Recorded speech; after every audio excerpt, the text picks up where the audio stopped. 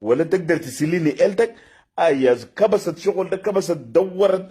عشان كده نتمنى ان هنا قلت لكم من يوم واحد واحد ده لحد يوم 20 ده شغل ده يا سودان ده مره قد يا سودان ده ترمني اتنين بس. ما ترى بدودي ابترقد بدودي بيمن الزول ده منو اسمه الفتيس غايد كبير، اسمه حامد علي ابو بكر. والله ده انا مفترض عليه انه يدقوا كروروك عديل.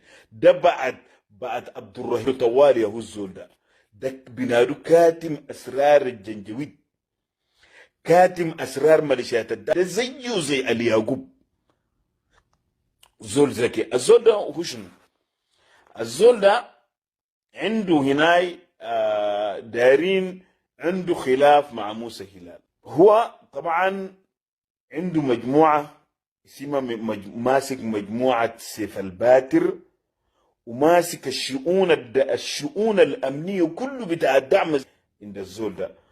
وثانيا الفطيس حامد علي أبو بكر ده مسؤول من تجنيد القبائل العربية من تشاد لحد وافريقيا الوسطى، ولحد تجي في ام دارفور، وتجي لكل القبائل الموجودين انه في جنوب دارفور. الزول ده مسؤول منه مسؤوليه مباشره.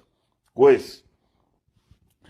الزول ده عندهم اجتماع وابترقته شغل ده. هو ابترقيا وشغل ده تقا امنينيا، وشغل ده تقا امتروتوريا، وشغل ده يعني يوم الخميس ده شغل ده الناس ده قاعدين بس ولبدوا لين في قعر الشجر وقال كده دي ابترقه ده بدود قول دقه ده.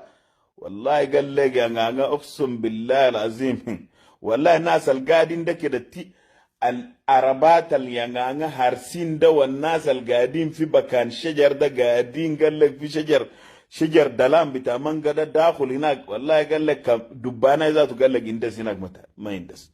والله قال لك ابترقه ده بكان جا قال لك سوى ده كده. والله يا جماعه ده والله والله الناس ده والله حسب فتش بكان ذاته ملكو. يا زول دنيا زايله ونعيمه زايله. ده هسه قال لك عبد الرحيم يومين ده لخبتلهم اتحدام كلهم قيادات الدعم، ما في قياده تاني بعد عبد الرحيم. هذا هو صندوق الدعم وصندوق دوله الشر. باقي ده لكن هذا والله التحيه لابترقه